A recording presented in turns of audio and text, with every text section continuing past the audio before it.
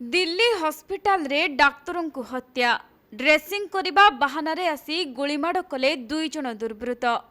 दिल्लीर कालंदीकुंज अंचल नीमा हॉस्पिटल रे ही हत्याकांड घटी जहाकु नहीं पूरा अंचल रे एबे आतंक खेली जाइछि।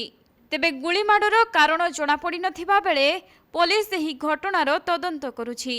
सेपटे सीसीटीवी आधार रे पुलिस अभियुक्त को चिन्हट करबा पई उद्यम जारी रखिछि।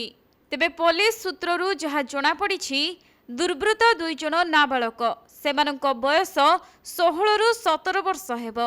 डाक्तरखाना कर्मचारी कहवा अनुसार दुई जन युवक डाक्तरखाना को आसीथिले आउ आघात लागिछि बोली कहिबारु ड्रेसिंग करा जायथिला। एहा परे से कहिथिले जे तांकु डाक्तरन को देखा करिबाकू पड़िबो।